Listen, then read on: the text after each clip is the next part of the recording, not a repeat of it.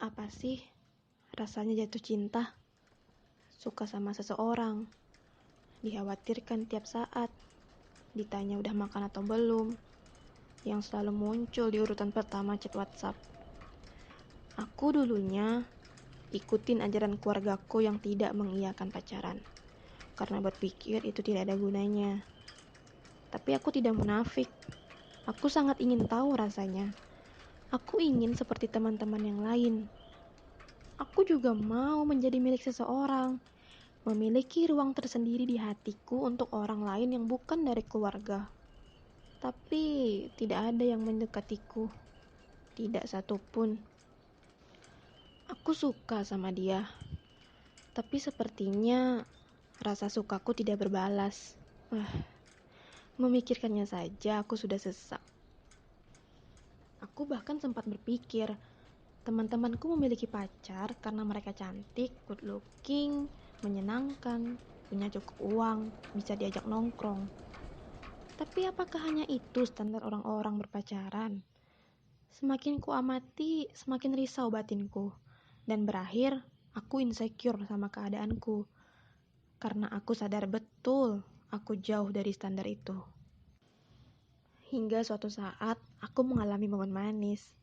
Aku amat sangat bahagia hingga aku harus berpura-pura tenang. Hanya karena melihat senyumnya yang tulus sambil memberikan sebuah barang di depan teras rumahku.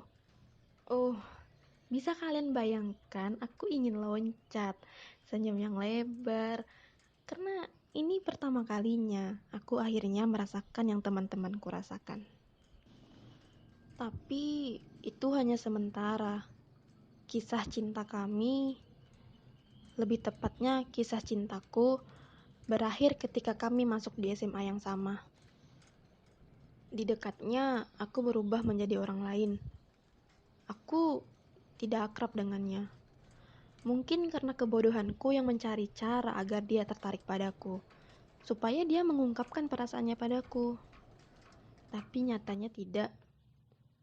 Hal itu malah membuatku berpikir, aku mungkin memang tidak pantas untuk disukai seseorang. Hingga saatnya aku masuk dunia perkuliahan, lembar kisah cintaku yang baru dimulai. Dengan orang yang berbeda, situasi dan tempat yang jauh berbeda. Tapi masih dengan pikiran yang sama.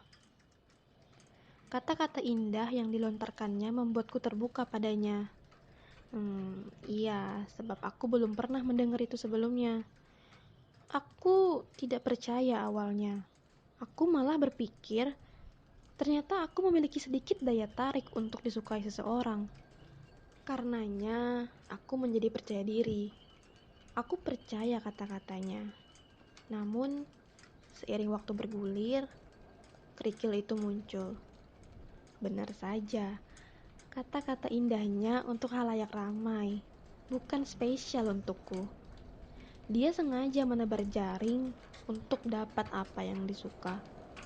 Secara tidak langsung, dia menyakitiku, dan dia pergi dengan sendirinya. Aku memulai lembar baru lagi, yang bahkan tidak kuduga. Tanpa sadar, kami menjalani hubungan tanpa status. Tapi kami cukup dekat untuk dikatakan tidak memiliki status apapun. Aku suka padanya. Dia baik, dingin, cuek, teman ngobrol. Tapi aku merasa hal yang tidak yakin terhadapnya. Otakku tahu ini salah. Agama, keluarga, dan lingkungan tempat tinggalku tidak mengajarkan hal ini. Tapi hatiku berdusta, menganggap semuanya benar-benar saja. Ternyata, ketidakyakinanku benar adanya. Aku menemukan sifat-sifat yang sangat bertolak belakang dengan yang aku inginkan. Dia berkata kasar, dan juga kontak fisik seperti berpegangan tangan dengan lawan jenis adalah kewajiban. Aku benci ini. Aku tidak suka. Ucapan romantisnya membuatku bingung. Aku tidak nyaman dengannya, dan kuputuskan untuk akhiri saja ini. Aku membuangnya. Tidak tanggung-tanggung, aku memutuskan tidak memiliki kisah cinta lain sampai aku menikah nanti. Aku paham betul, selama ini Tuhan melindungiku. Dengan keinsecuranku, ternyata Tuhan menjagaku dan menjauhkanku dari larangannya, sebab aku yakin Tuhan tahu apa yang akan kulakukan jika kisah-kisah lain berlanjut. Mungkin aku akan menyakiti dan disakiti lagi. Dari sini, aku yakin memiliki gelar single bukanlah hal yang bodoh. Single itu adalah hal yang indah. Kamu hanya perlu menikmatinya.